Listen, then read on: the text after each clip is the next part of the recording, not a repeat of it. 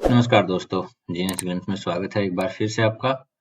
दोस्तों, आज की वीडियो होने वाली है फिजिक्स जीके के ऊपर, जिसमें बहुत ही इंपॉर्टेंट क्वेश्चन है। दोस्तों, वैसे तो सभी परीक्षाओं के लिए बहुत ही इंपॉर्टेंट है ये वीडियो। फिजिक्स के सेलेक्टेड क्वेश्चन इसमें कवर कराए हैं, खासकर एसएससी एमटीएस के एग्जाम के लिए बहुत है। तो आप वीडियो पूरा देखना, एक भी सवाल नहीं छूटना चाहिए। अगर आप रेलवे एग्जाम की भी तैयारी कर रहे हैं तो ये उसमें भी आपको हेल्प करेगी वीडियो। तो शुरू करते हैं। पहला सवाल आता है, ऊष्मा संचरण की वह विधि जिसमें माध्यम के कारण गति नहीं करते हैं कौन सी है? चालन, विकिरण, संवहन या इनमें से सभी? सही आंसर है दोस्तों इसमें विकिरण। ऑप्शन बी हमारा यहाँ करेक्ट होगा। अगला सवाल है, ऊष्मा के स्थानांतरण की किस विधि के में माध्यम आवश्यक नहीं है? चालन, संवहन, विकिरण या इनमें से सभी? ऊष्मा के स्थानांतरण की बात हो रही है दोस्तों, तो उसमें आवश्यक नहीं होता है विकिरण।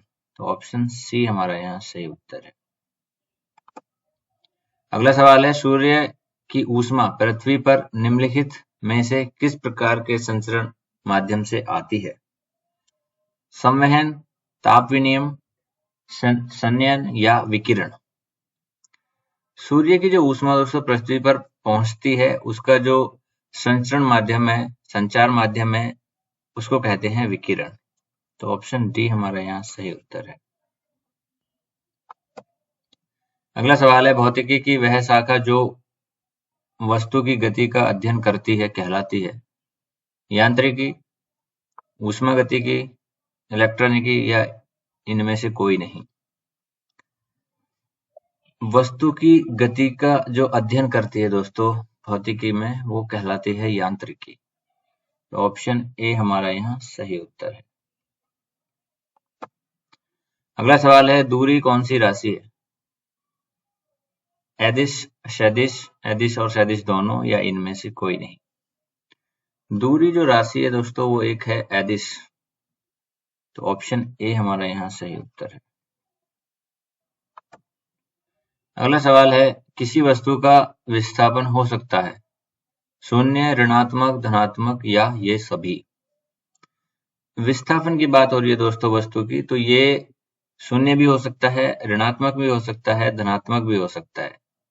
तो इस सवाल का हमारा सही उत्तर होगा ऑप्शन डी, ये सभी। अगला सवाल है, निम्नलिखित में से दूरी का मात्रक है सेकंड, मीटर, लीटर या किलोग्राम? दूरी का मात्रक है दोस्तों, दूरी जो मापी जाती है वो मीटर है। तो ऑप्शन बी हमारा यहाँ सही उत्तर है। अगला सवाल है, किसी वस्तु द्वारा एकांक समय में तय की गई दूरी है चाल, वेग, पथ लंबाई या विस्थापन? वस्तु द्वारा एकांक समय में जो तय की गई दूरी है वो चाल। तो ऑप्शन ए हमारा यहाँ सही उत्तर है। अगला सवाल है, चाल का मात्रक है मीटर सेकंड, मीटर प्रति सेकंड, सेंटीमीटर या उपयुक्त में से कोई नहीं? चाल का मात्रक है दोस्तों मीटर प्रति सेकंड। Option B. अगला सवाल है, बल तथा संयंत्राल का गुणनफल होता है वेग, आवेग, संवेग या इनमें से कोई नहीं? समय अंतराल और बल का जो गुणनफल होता है दोस्तों वो होता है आवेग। Option B. अगला सवाल है, निम्न में से कौन सा आभासी बल है? अभिकेंद्र बल, प्रतिक्रिया बल, नाभिकीय बल या अपकेंद्र बल? आभासी बल की बात हो रही है, तो आभासी बल है वो हमारा है अपकेंद्र बल। तो ऑप्शन डी हमारा यहाँ सही उत्तर है। अगला सवाल है, बल की परिभाषा मिलती है गति के प्रथम नियम में, गति के तृतीय नियम में, गति के द्वितीय नियम में या उपयुक्त में से कोई नहीं?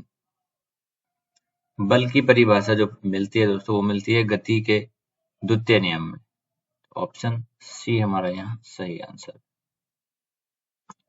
अगला सवाल है, एक समान गति वाला पिंड त्वरित नहीं होता है, सदैव त्वरित होता है, त्वरित हो सकता है या उपयुक्त में से कोई नहीं?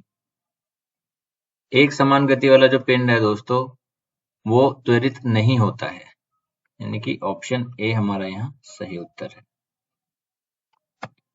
अगला सवाल है, किसी गतिशील वस्तु के वेग परिवर्तन की दर कहलाती है? चाल, मंदन, संवेग या त्वरण? गतिशील वस्तु के वेग परिवर्तन की दर की बात हो रही है, तो वेग परिवर्तन की दर जो कहलाती है वो कहलाती है त्वरण। तो ऑप्शन डी हमारा यहाँ सही उत्तर है। अगला सवाल है, किसी वस्तु के ऋणात्मक त्वरण को कहते हैं? संवेग, मंदन, त्वरण या उपयुक्त में से कोई नहीं? वस्तु के ऋणात्मक त्वरण को कहते हैं दोस्तों, हम कहते हैं उसको मंदन। ऑप्शन बी हमारा यहाँ सही उत्तर है।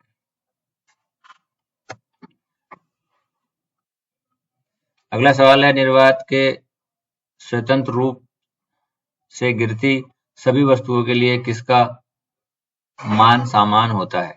वेग, बल, त्वरण या चाल? स्वतंत्र रूप से गिरती हुई वस्तु का जो मान समान होगा वो होगा चाल का। ऑप्शन डी हमारा यहाँ सही उत्तर होगा।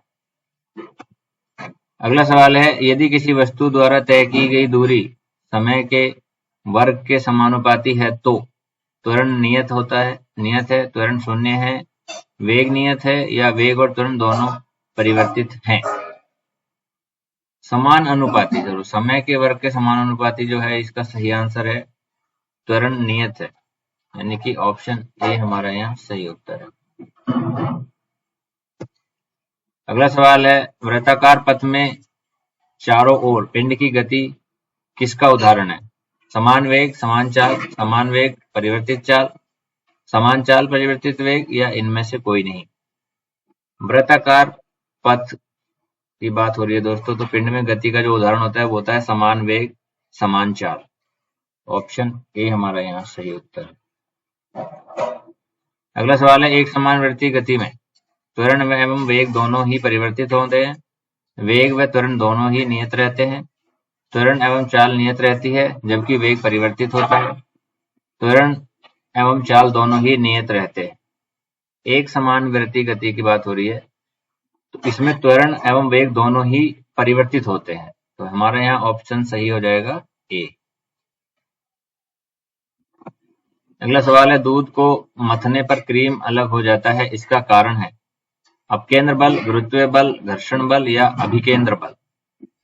दूध को मथने से क्रीम अलग होती है दोस्तों, इसका जो कारण है वो है अपकेंद्र बल। ऑप्शन ए हमारा यहाँ सही उत्तर है। अगला सवाल है, निम्नलिखित में से कौन सी जड़त्व की माप है?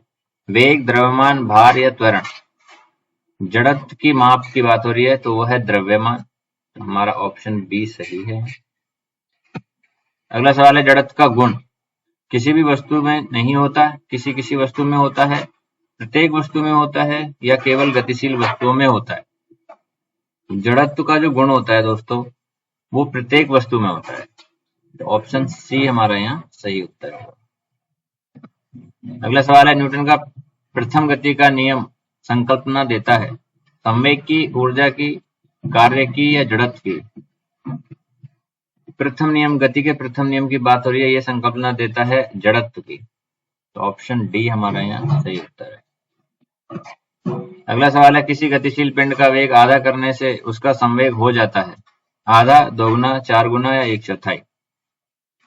गतिशील पिंड के वेग को जब आधा किया जाता है तो उसके संवेग पे जो फर्क पड़ता है, तो संवेग हमारा उसमें आधा हो जाता है, तो ऑप्शन ए हमारा सही उत्तर है। अगला सवाल है, क्रिया प्रतिक्रिया का नियम है? न्यूटन का प्रथम नियम, न्यूटन का द्वितीय नियम, न्यूटन का तृतीय नियम या उपयुक्त में से कोई नहीं? क्रिया प्रतिक्रिया का जो नियम है दोस्तों वो न्यूटन का तृतीय नियम है, ऑप्शन सी हमारा यहाँ सही आंसर होगा। अगला सवाल है, गुरुत्वाकर्षण की परिभाषा किसने दी थी? आर्किमिडीज, न्यूटन, फैराडे या गैलीलियो?